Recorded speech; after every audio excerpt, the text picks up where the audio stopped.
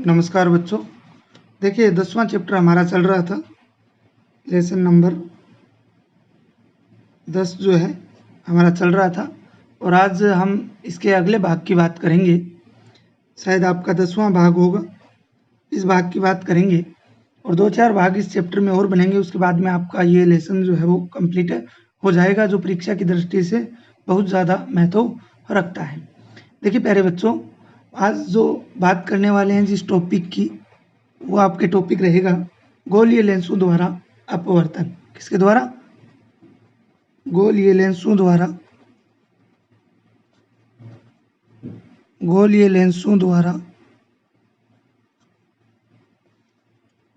अपवर्तन।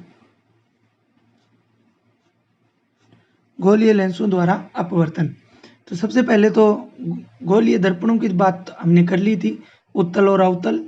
लेकिन आज जो बात करने वाले हैं वो लेंस की बात करेंगे कि गोलीय लेंस जो है वो क्या होते हैं। तो सबसे पहले लेंस को समझने का प्रयास करते हैं कि लेंस जो है वो क्या होते हैं। प्यारे बच्चों, लेंस की अगर बात करें तो पहले इसकी परिभाषा सुनिए। दो पृष्ठ होते हैं और दो पृष्ठों से घिरा हुआ कोई पारदर्शी माध्यम जिसके एक या दोनों पृष्ठ गोलीय होते हैं वो लेंस कहलाता है। फिर से सुनिए, मैंने क्या कहा? दो पृष्ठों से घिरा हुआ। पृष्ठ कितने होने चाहिए? दो पृष्ठों से घिरा हुआ, दो पृष्ठों से घिरा हुआ होना चाहिए। ठीक है, कोई भी पारदर्शी माध्यम हो। ठीक है, तो ये बात ध्यान में रखनी है आपको। दो पृष्ठों से घिरा हुआ और कैसा माध्यम? पारदर्शी माध्यम। इसके अलावा अगर बात करें तो इसमें एक या फिर दोनों पृष्ठ क्या होने चाहिए? गोलीय। जरूर नहीं है दोनों हो, या तो एक या दोनों जो पृष्ठ हैं वो क्या होने चाहिए? गोलीय होने चाहिए। ऐसे जो होते हैं उन्हें क्या बोला जाता है? लेंस कहा जाता है।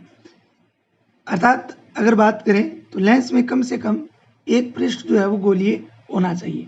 एक पृष्ठ कैसा होना चाहिए? गोलीय होना ही होना चाहिए। इसके बाद हम बात करें तो जिस लेंस में, भाई लेंस को भी हम लोग दो भागों में बांट सकते हैं। एक तो द्वि अवतल लेंस या उत्तल लेंस। एक द्वि अवतल लेंस या उत्तल लेंस और एक अवतल लेंस। देखिए अगर बात करें द्वि उत्तल लेंस या फिर बात करते हैं उत्तल लेंस, ये देखिए क्या होता है कि ऐसा लेंस जिसमें बाहर की ओर उभरे दो गोलीय पृष्ठ होते हैं। बाहर की ओर उभरे क्या होते हैं? दो गोलीय पृष्ठ होते हैं। बाहर की ओर उभरे हुए दो गोलीय पृष्ठ अगर होंगे तो वो क्या कहलाएगा? द्वि उत्तल लेंस या उत्तल लेंस जो है वो कहलाएगा। इसके अलावा अगर हम लोग बात करते हैं तो ये लेंस जो होते हैं वो किनारों पर पतले तथा बीच में से क्या होते हैं? मोटे होते हैं। किनारों से क्या होते हैं? पतले होते हैं और बीच में से क्या होते हैं? मोटे होते हैं। कौन से? उत्तल लेंस। उत्तल लेंस की बात करें तो इसे अभिसारी लेंस भी बोल सकते हैं। क्या बोल सकते हैं? अभिसारी लेंस भी इसको कहा जाता है। कौन सा लेंस? अभिसारी लेंस भी इसको कहा जाता है। इसके अलावा एक होता है आपके उत्तल लेंस, सॉरी उत्तल बता दिया, अवतल लेंस। ठीक है, अवतल लेंस की बात करें तो अवतल लेंस को प्यारे बच्चों अपसारी लेंस भी कहा जाता है। क्या बोला जाता है? अपसारी लेंस भी कहा जाता है। तो ये दोनों ही बात आपको ध्यान रखनी है। उत्तल लेंस की बात करें तो ये किनारों, इस लेंस के जो किनारों पर पतले तथा बीच में से ये क्या होते हैं? किनारों पर पतले तथा बीच में क्या होते हैं? मोटे। बीच में मोटे होते हैं। किस प्रकार से अगर बात करें तो देखिए इस प्रकार से,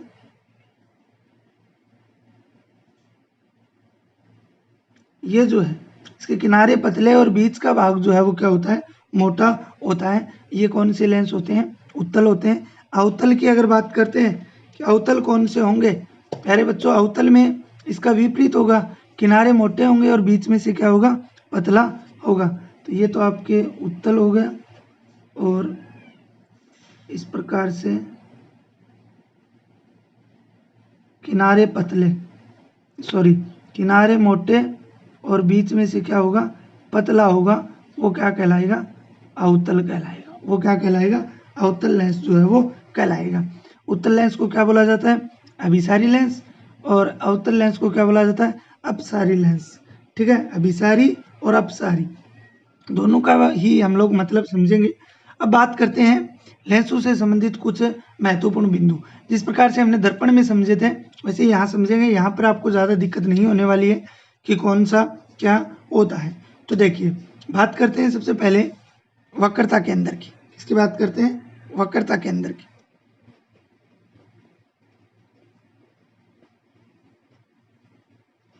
वही शब्द है वक्रता के अंदर, मैं लिख देता हूं सभी के नाम। वक्रता के अंदर है मुख्य अक्ष है, प्रकाशिक केंद्र है। ठीक है, इसके बाद में बात करें द्वारक है, इसके बाद में बात करें मुख्य फोकस है।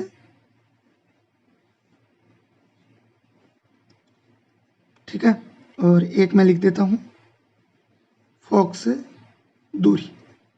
ये हम लगभग सभी देख चुके हैं, लेकिन लेंस के अंदर ये किस प्रकार से होंगे उसकी बात जो है वो हम लोग करेंगे। लेंस के अंदर ये किस प्रकार से होंगे उनकी बात अभी हम लोग करने वाले हैं। सबसे पहले बात करेंगे वक्रता केंद्र की। तो प्यारे बच्चों, किसी लेंस में चाहे वो उत्तल हो या अवतल, तो अगर दोनों गोलीय पृष्ठ होते हैं तो उनमें प्रत्येक पृष्ठ एक गोले का भाग होता है। प्रत्येक पृष्ठ क्या होता है, एक गोले का भाग होता है, और इन गोलों के केंद्र लेंस के जो वक्रता केंद्र कहलाते हैं। ठीक है, एक को तो नाम C1 दे देते हैं और एक को नाम क्या देते हैं, C2 दे देते हैं। ध्यान से देखना, वक्रता केंद्र मैं आपको समझा रहा हूँ। दो गोलीय पृष्ठ, मान लीजिए हम सबसे पहले बात कर लेते हैं उत्तल के लिए। ये कौन सा लेंस है, उत्तल लेंस मैंने बताया था। दो हम इसके अंदर दो गोलीय पृष्ठ कैसे होंगे, तो आप लोग एक मिनट देखिए, इसको आगे बढ़ाऊंगा मैं।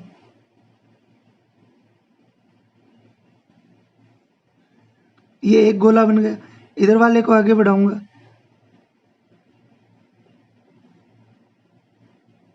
तो ये आपके पास दो गोले जो है वो बन गए। दो गोलों में इस गोले का जो केंद्र है वो यहाँ पे, और इस गोले का केंद्र है वो कहाँ पर है, यहाँ पर है। तो इन केंद्रों को ही क्या बोला जाता है, वक्रता केंद्र कहा जाता है। एक को तो नाम दे देते हैं C1 और एक को नाम दे देते हैं C2। समझ में आ गई बात। तो ये होते हैं वक्रता केंद्र। इसके बाद हम बात करते हैं मुख्य अक्ष की। वक्रता केंद्र हो गया। इसके बाद हम बात करते हैं मुख्य अक्ष की। प्यारे बच्चों, जिस प्रकार से हमने दर्पणों के अंदर जो मुख्य अक्ष खींचा था उसी प्रकार से यहाँ पर होगा। तो किसी लेंस के दोनों वक्रता केंद्रों से गुजरने वाली एक काल्पनिक सीधी रेखा को लेंस का क्या कहा जाता है, मुख्य अक्ष कहा जाता है। दोनों वक्रता केंद्रों से गुजरने वाली, तो इन दोनों से गुजरने वाली,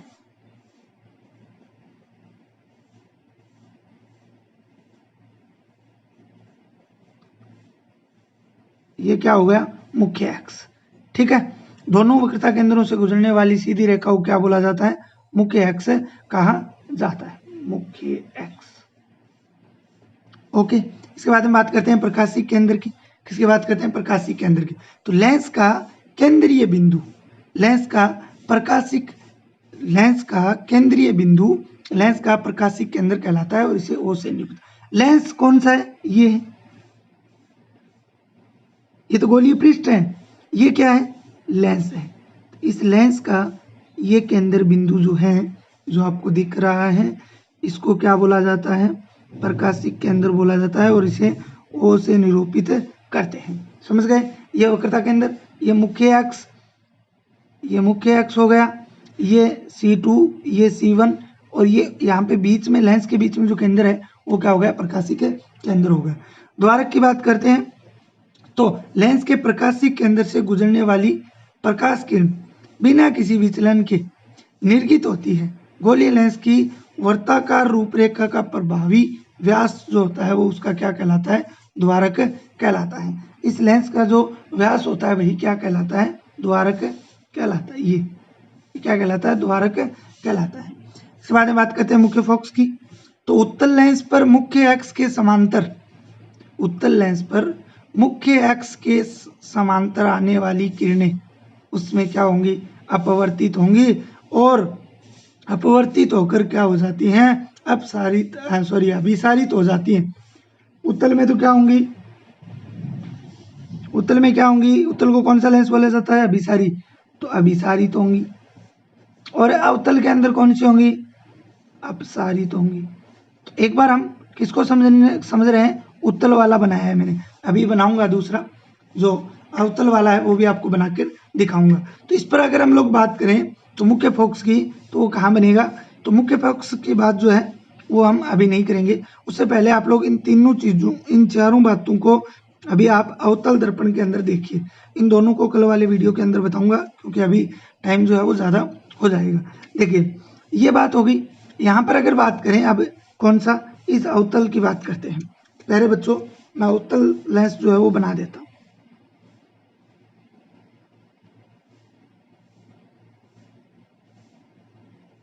ये है अवतल लेंस हो गया। अब अवतल लेंस की बात करें तो गोले बनाएंगे। तो गोले पहले बच्चों किस प्रकार से बनेंगे, इस प्रकार से।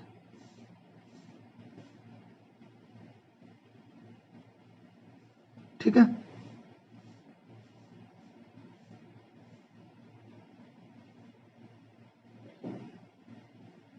ये इधर वाला गोला हो गया, ये बीच में लेंस हो गया। अब वक्रता के अंदर आपको समझ में आ जाना चाहिए, ये इन दोनों का ये C1 और ये क्या हो गया C2।